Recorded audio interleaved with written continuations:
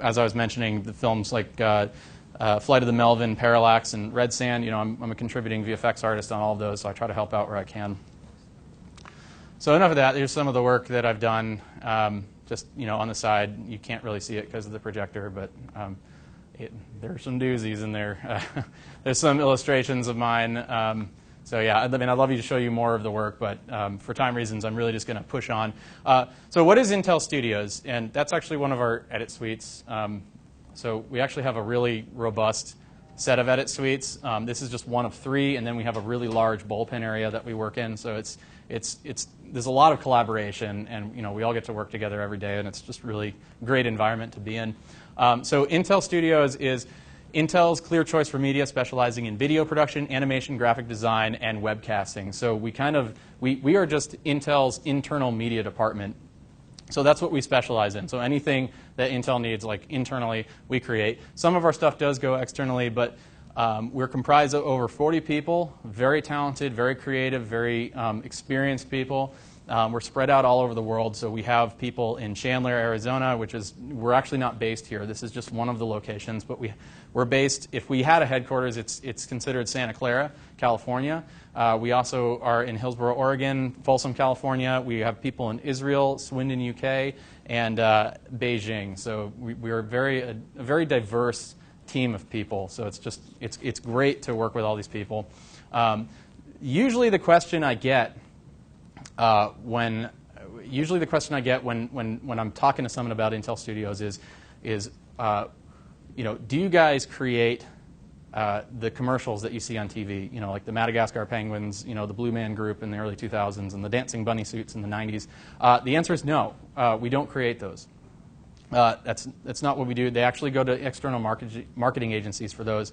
But does that mean that our stuff is lackluster? Does that mean that we don't create high-quality content or high-end content?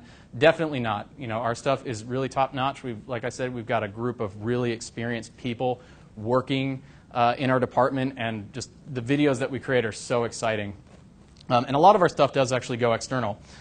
We actually have done stuff with Discovery Channel. I myself worked on a project that got shipped out to the BBC for broadcast, so that was kind of cool. We created a video for SIGGRAPH, and we even created a video in partnership with DreamWorks Animation. So that was a really exciting video to work on. Unfortunately, I don't have that one to show today, but it is really cool, and it can be found on YouTube. So Intel Studios archiving and workflow. I'm only going to touch on this for a second. I have a few slides, but for time reasons, I'm going to really push on. But I do want to mention it just because I think archiving and workflow is something that goes often overlooked for aspiring filmmakers. And when I got a job at Intel, that was my second job. Like, I have to manage the infrastructure and keep the data moving. And in the 2 years that I've worked there, I've really gained a passion for infrastructure. And I know it sounds weird, but it's really important to the production pipeline to make sure that files are saved properly, that they're in the right place, and that even once they're closed out, they can be searchable and retrieved. And we have over 40 people, and we have so many contractors that we work with. So it's really important that with the terabytes and terabytes of data that we process every month through our department, like, no project can really be just left to sit on the drives. So we always have to find a way to keep the data moving, and we always have to be innovating in that department to make sure that we're accommodating the large amounts of video that we have coming through. So that being said, again, if you have more questions about archiving and workflow, I love to talk tech with that. So definitely, you can come to me after the presentation, and I'd be happy to work with you guys to answer any questions that you have. Hey, just real quick, Evan, do you guys have a dedicated software that helps archive with like meta tagging or? We do, actually. Unfortunately, I'm not allowed to say brand names that haven't been consented. But if you talk to me at some other point, maybe I can talk about that in more depth. But yeah, we do have software that we do have a cataloging software. Basically, every LTO tape, we push things to LTO. That's what we archive on, and we do actually have software that you can basically catalog it and with a serial number, and so everything's marked. And then when you search for it in this program, it brings it up, and you can see not just what's on it, but what site it's at. So like I can see if it's in Santa Clara, so I can contact the archivist in Santa Clara and say, hey, I need that project, because we're going to be bringing it back and getting some footage from it. So pushing on to Intel Studios media production and distribution, and this is where the video is going to get. I'm going to show you guys a lot of video, a lot of projects that we're working on. And there were so many cool projects, and we work with so many creative people. It was really difficult to narrow down which videos I wanted to show, but I think these were the best, and I think these are what people would relate to, I think, especially you guys being into technology and the environment and just the universe around us. So there's actually many departments within Intel Studios. We're not just Intel Studios, so we're actually split into. Like I work in story art and sound, so we handle basically everything pre-production and everything post-production on the creative side. So we do anything from like script writing, storyboarding, previs, and animatics. I myself have done concept art and things like that, as well as storyboarding. And then on the post side, we handle like editing, visual effects, motion graphics design, any kind of rendering, 3D modeling and animation, anything like that. So it's a pretty exciting department to work in. In addition to my department, we have producers who they handle the logistics, so anything like budgeting, scheduling, but they also offer a lot of really good creative input as well. So they really help the project get completed on time.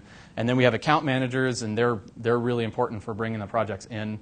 They keep us basically getting new jobs and getting new things in. And so we have production managers. They're the DPs, cinematographers. They're the ones that are going out shooting things. They're actually a really talented group of guys. And then finally we have the management and distribution team. They do webcasts. So we actually have a series of webcasts that we shoot like broadcast style. Like we'll actually get a series of cameras and have comms on and shoot them as if it's a news broadcast. So anything like that, like they travel all over the world and do that, and they're really wizards. Like they're all a bunch of brilliant people.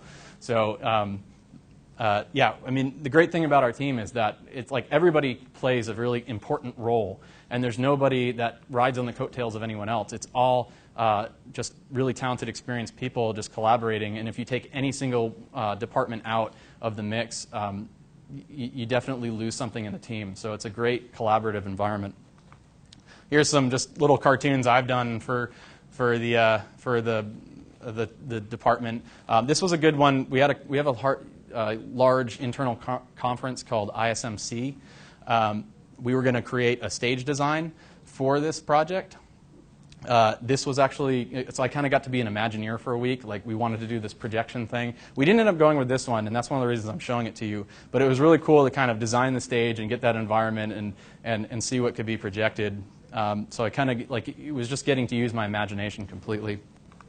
So that was going to be a combination of physical build plus projected image? Yep. So it was going to be, yeah, it was going to be like a company would come in and actually project like, the windmill things on here and the construction things, but you could change it to match this environment. So it would almost be like this was going to be that little man there is the senior VP of the corporation, and that's what he'd be walking through as he was explaining it at this conference. Projected from the rear?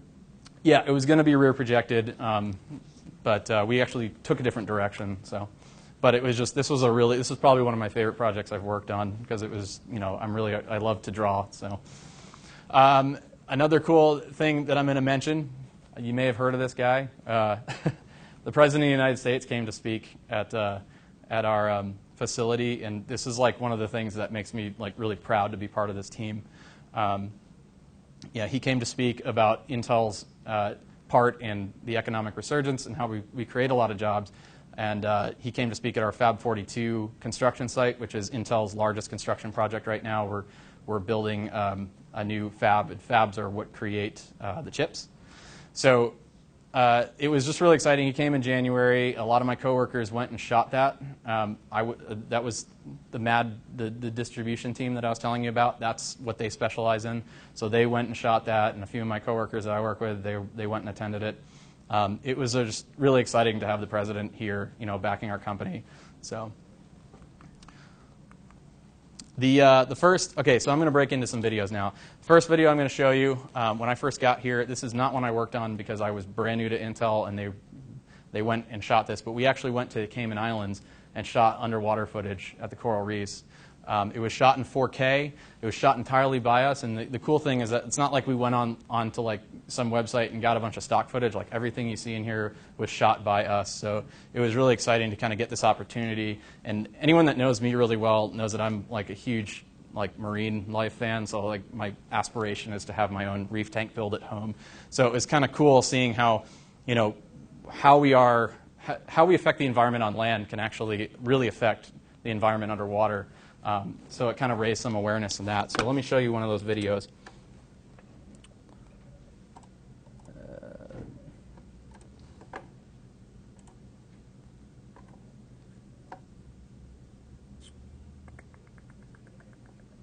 I guess just play. Yeah.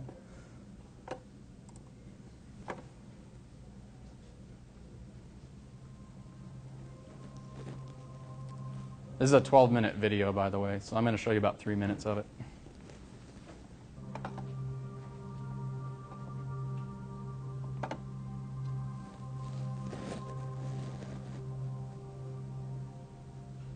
We're here in the Cayman Islands, shooting a section of Archivist of Roy Bay. This is part of Intel's Sustainability in Action program. We're taking a very high-resolution photograph in full color of the reef. This is going to be used to compare to another photo of the reef that was taken 10 years ago. By comparing these two photos, we're going to be turning this over to a group of marine biologists. They'll be able to help us understand what kinds of changes are happening on the reef, and more importantly, help us understand why these changes are happening. By understanding this, then we can all understand what kinds of changes we have to make in our lifestyle to really protect Earth's fragile ecosystems like the coral reefs. The Earth. Over 70% of its surface is covered by water contained in its oceans. It is home to the fragile ecosystems of the coral reefs. The reefs are one of the largest biodiverse places on Earth. Many humans have never seen the beauty that resides there. Until recently, it was impossible to see the reef in its full grandeur. Thanks to an innovative visionary, it is now possible to see this environment in its full, rich color and detail.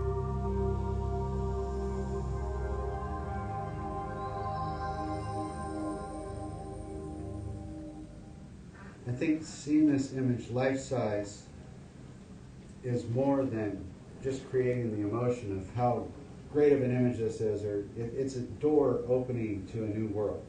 It's seeing a part of our world that you may never ever get to see in any other way. And it allows you to appreciate things that you didn't even know were there.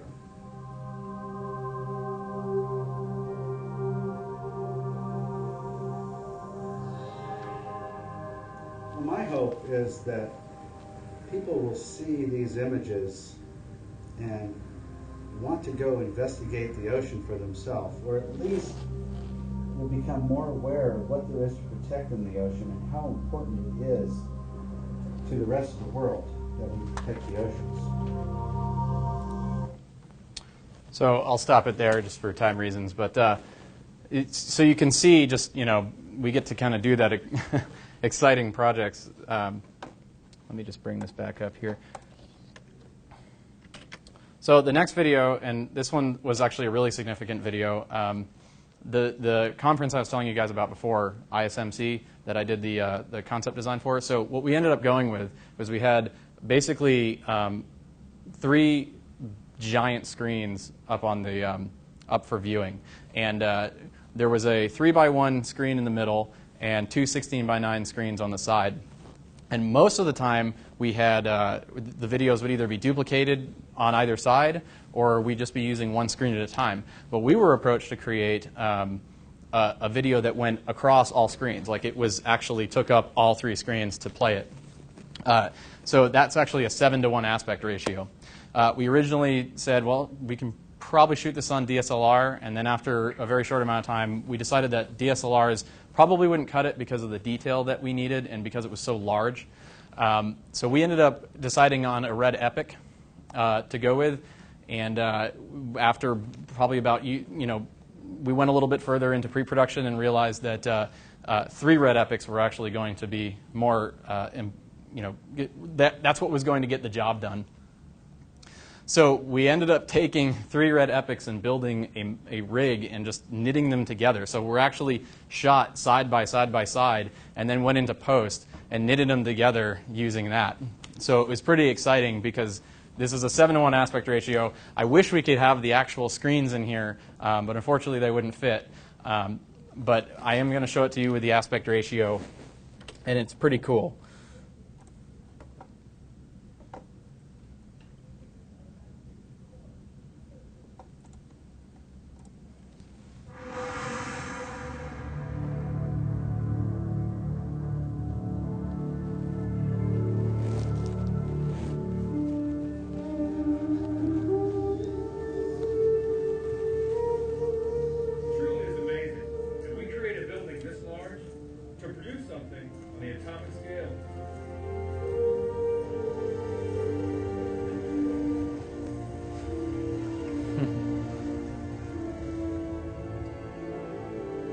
We're in the middle of the largest construction phase ever at Intel. We've taken copy exactly to the next level, wherein Fab 42 is an exact duplicate of D1X, which is currently under construction in Oregon. This construction innovation has significantly shortened the project time schedule. Building these massive structures is big business. To build and equip a fab like this costs more than $5 billion.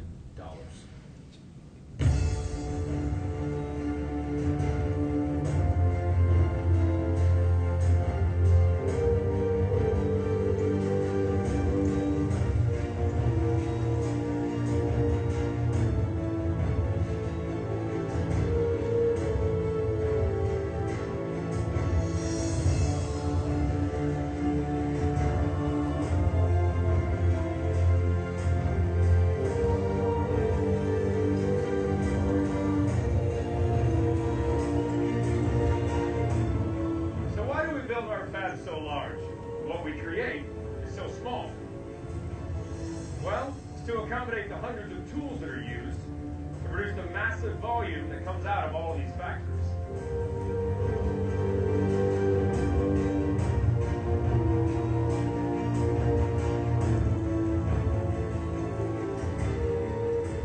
The largest land-based crane in the world was brought in to build Fab 42.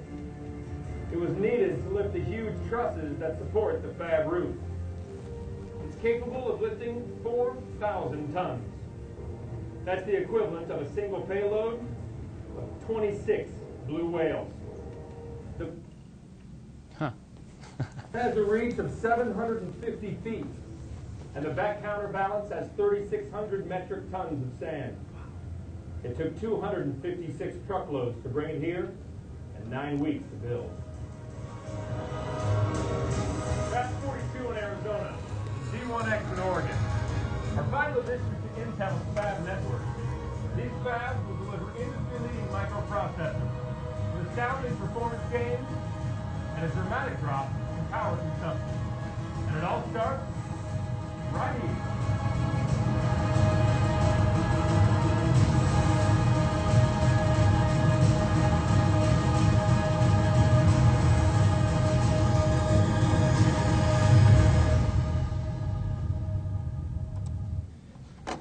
Cool? You like it? Nice. Yes. The middle screen was 3:1, was 3:1, and then the 2 on the side were 16:9. So those black bars you saw coming down, that's because they're not flush together; they're actually apart. So it was actually, I think, 3 different projectors. But all told, what was the image area like in physical size? A couple hundred feet. Yeah, I mean, I'd have to look it up, but. Yeah, I mean, it was very large, and it was awesome to work on that video. I worked on that video, so it was really cool collaboration. IMAX, child's play. Yeah, exactly. And so one of the cool things to mention is that this has never been done by anyone else before. You know, this was like first done by Intel Studios, so it was really cool. So that happened earlier this year. So the next video I want to show, this one actually. What's up? software did you guys use to drive the 3 different projectors in synchronization? Or is that Yeah. also classified? I would love to tell. It's a very popular node-based compositor. Got it. Yeah. Thank you. Yeah, and it's an industry standard. So the next video that I'm going to show, this one actually wasn't in the plan to show, and I got most of the way through building my presentation, and then I saw this last week. This one's hot off the presses. So this one actually showed this week at another internal event called ISS, and it was filmed in New Orleans just like a few weeks ago, and it's a really cool video. I saw it, and I was like, I have to show this at my presentation. So I got the permission, and it's just really cool. It was filmed on a Red Epic. There's a lot of slow-mo in here, overcranking. That was shot at 300 frames per second. That said, that's all I'm going to say about it, because it's a really cool video. I'll just let the work speak for itself.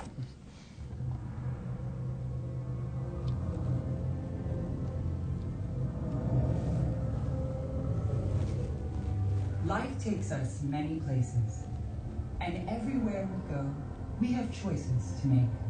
And with every choice we make, we have a chance to change our future. And who knows what the future holds.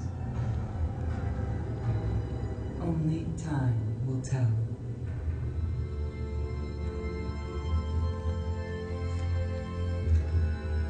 All of your choices, up to this minute, have brought you to where you are right now. New Orleans, a city devastated by a storm and resurrected like a phoenix.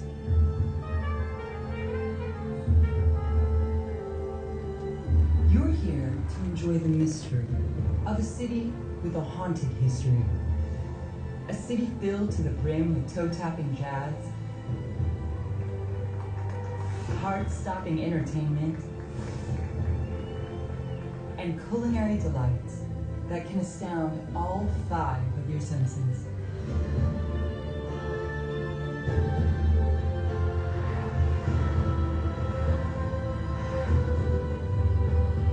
But that's not all that brought you here. You're here because you care about the future of your business, of your family, and of the world.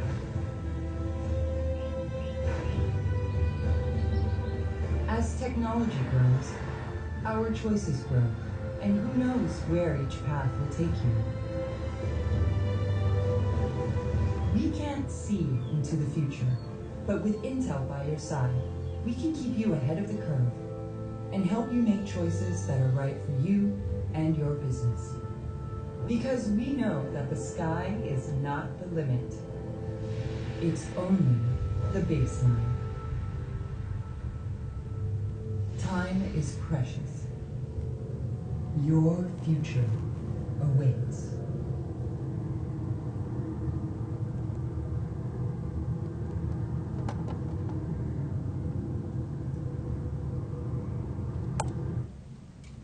You guys like the fire in that? Lots of cool fire. Yeah, so I mean, that was just filmed for ISS. It's just cool to think that like we shot all of that. I mean, we didn't have to go out and get stock footage. Like we actually shot all of that. The time lapses, the nature footage. So it's you know, when I saw that, I had to put it in the presentation. Very proud of that video. Okay, so we have one more video to show. I actually saved this until the end because I thought it was just really cool. I mean, there aren't explosions in this. There aren't people breathing fire or time lapses. But what makes this video cool is that it's just a very well shot, very well edited piece. We shot this in the UK. This is actually our UK team that shot this at the Department of Mathematics and Theoretical Physics at Cambridge University. We actually shot this with Stephen Hawking. So it was really cool to see how our technology is involved in helping the computers that scientists use to understand the universe around us. So Stephen Hawking talks a little bit about that, and I'm going to try and play the whole video. It's a 10-minute video, but I don't know, for time reasons, I might have to stop it early. But it's one of those videos that it makes me really proud. It's another video that just makes me feel really proud to be part of the team. Every video that we do makes me proud to be part of the team, but this one in particular, I just thought was really cool. So I'm going to show that for you. Oh, wait. I already got that up.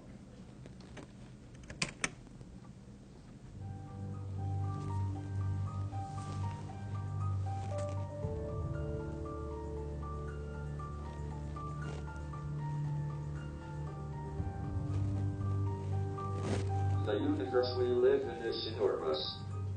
It is complicated and non-linear. We are trying to develop a seamless history from the first fractions of a second after the Big Bang through to the present day, 13.7 billion years later. Ever since the first WMAP satellite results in 2003, cosmology has become a precision science, driven by new data. We are exploiting surveys of millions of galaxies to understand our place in the universe. At the same time, we are pushing forward cosmological theory, simulating new scenarios and looking for signatures of fundamental physics.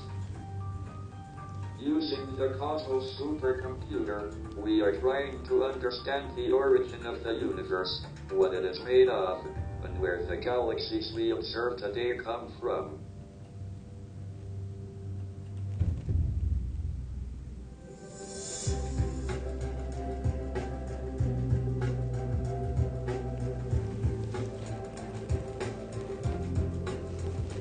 The Cosmos Consortium is a national collaboration of UK cosmologists, where about 30 faculty members with many more users who exploit the Cosmos supercomputer, which is housed here in Cambridge. The present system is an SGI ultraviolet Altics system powered by Intel Xeon processors, and it's a beautiful multi-core shared memory system. Cosmos Computer started in 1997, and since then, in 14 years now, went through 8 major upgrades. Since 2003, when SGI moved to power their computers with Intel processors, we've been working with Intel using their power tools, compilers, and performance tools with a great success.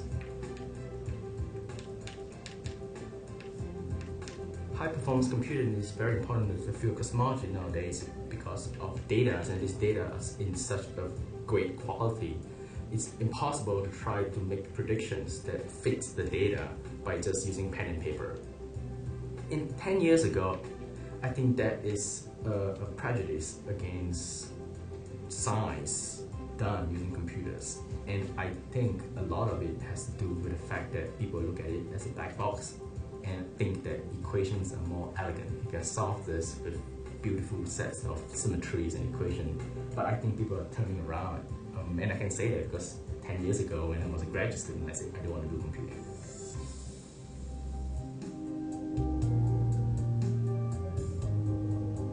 One of the most compelling recent ideas in cosmology has been inflation. It predicts that tiny quantum fluctuations in the very early universe were the seeds from which galaxies and all the structure in the universe emerged. The fact that we can understand the complex growth of structures in the universe is a triumph of supercomputing. We literally start the particles with the initial state predicted by inflation, and simulate the evolution of the universe from these merest particles all the way to galaxies. The early universe is the ultimate laboratory for testing our most ambitious ideas about the fundamental building blocks of space-time and matter, from atoms to nucleons to quarks, and even perhaps to strings.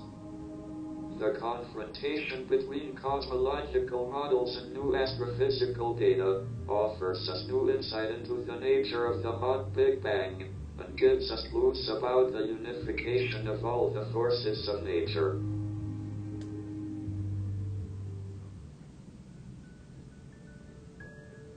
So the use of high-performance computing has allowed us to make repeated computations and make predictions from our theory, which is statistical.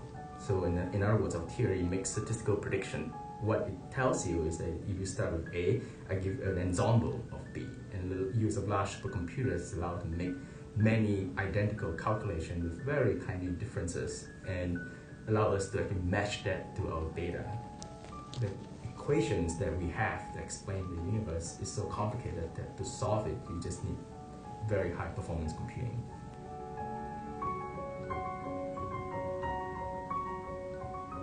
High performance computing is so important in cosmology because of one word: data. In the past 2 decades, cosmology has emerged as a data-driven field, with many successful space and ground-based experiments telling us more about the universe. The deluge of data has allowed cosmologists to construct sophisticated mathematical theories with sufficient precision to capture all that is being observed. We need to create realistic mini Big Bangs on the Cosmos supercomputer to fast forward to today and then test if the predicted universe matches the latest observations. Without supercomputers like Cosmos, we would not be able to reach out and make contact between theory and the real universe to test whether our ideas are really right. I'm going to stop it there. So, that's all the videos I have. You guys do all the 3D space stuff? Actually, because, okay, so there's times like where we kind of evaluate a project, and there's times where we kind of say, well, we need to do everything, and there's times where just different logistical reasons, we make a conscious decision to go the way of stock. For this one, we decided to go the way of stock animations. It wasn't our inability to create them in our department. It was mainly time reasons. It was just it was just kind of what the project called for. So. So just pushing on to the summary. So why do we do it? That's some of the questions I get when I tell people about Intel Studios. That's one of the big questions. Like if our stuff isn't exclusively external, why does Intel allocate so many resources to creating such high video content? The answer is just on a basic level is we have almost 100,000 people in our entire company. So we have a guaranteed audience that high. That's the really short answer. The other short answer is that many of our, like I said before, many of our videos do end up going external at events like this, or we send some stuff out for broadcast and it shows up on TV. But I think on more of a creative level, video tends to just engage people. Video draws people in, and we have people all over the world in our company, and so this kind of unifies and breaks down the language barrier and just kind of brings everyone together and inspires people. And I think it goes beyond just storytelling. I think it's motion in general and just video as a whole that just gets people more excited about it and brings out the best in people. So that said, I'm going to open it up for some Q&A. And I am done with my presentation. Thank you. If anyone has questions, you can feel free to ask. You can see me later. Does Intel Studios have? What's up? Just Intel Studios. How many employees? Oh, we have about, I don't know the exact number. I think it's about 44. Yeah. So we actually have two different. So there's blue badges, which I'm a blue badge. That's an on-the-books employee. And then we have contingent workers, which are green badges. So we actually do use a lot of contractors on like a one-time basis for different projects. We have a lot of ones that we use frequently. We also have a number, I think 9 green badge employees that they're full-time employees. They come in 9 to 5. They're considered contingent workers on the books. But every single one of them is a valuable asset to our team. So I think all in all, we have almost 100 people that we use on and off on different projects. So I hope that answers your question. Yep. Any other questions?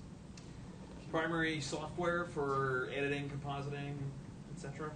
We use very popular editing software. We actually use an assortment. We use an assortment of editing software.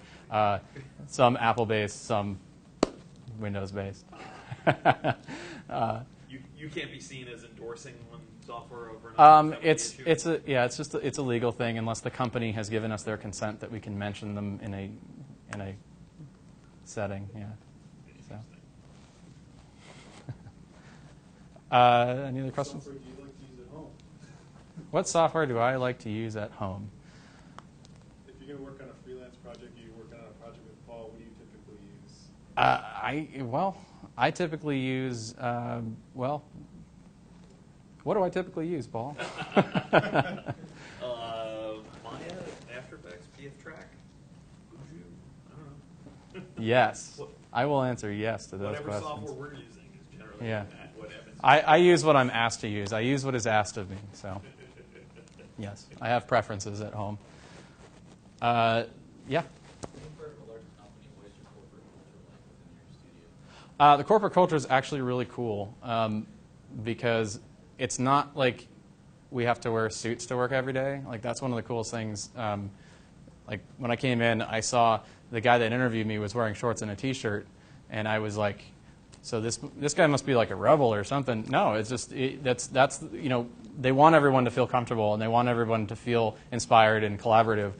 So when we show up, it's just, you know, we get to, you know, it's not necessarily like wear whatever you want, but you know, we do get to, you know, dress in jeans and a T-shirt, and it's more of a loose environment.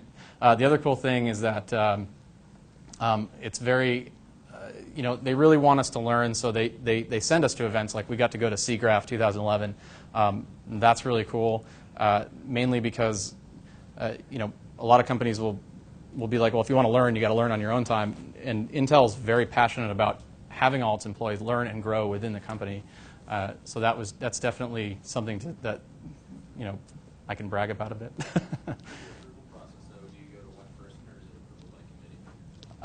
We have every sub-department, like producers and story art and sound, like everybody there's a head of each one of those departments within Intel Studios. So if I want to go to SIGGRAPH, I would put in a request with him, and he would tell me yes or no. So, anyone else? Are you guys on overhead or direct charge, if that makes any sense? So at Raytheon, you have groups that are, you know, they get paid, and other groups within the company can come to them at will and stand in line. Oh, okay. You're talking about how do we, in terms of like how do we fund? Okay, Yes. So we have an allocation system. Like when I first started at Intel, we were a different department. I wasn't in Intel Studios. We were actually split into two media departments, and we had, you know, the one I was in had. We just had one set budget, and everything was free, basically. Like, people could just come to us, and we would say yes or no. And so that had its ups and downs. And then Intel Studios, its budget was entirely based off of people would come to them and pay them.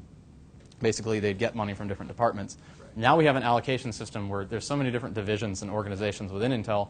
Each one is kind of given a certain amount of videos per quarter that they're allowed to do. That's not really my department. So I'm going based off of what, you know, I understand from our business meetings, but I believe that's how they do it. I mean, we have people that's kind of the account manager department, but yeah, there's an allocation system. So, and then if they want to exceed their allocation, we have to negotiate something further from there. So, is that all? Any other questions? All right, then. Well, that's my presentation. Thank you guys for listening, and I hope to talk to you guys at some point. Yeah, if you guys have questions, feel free to.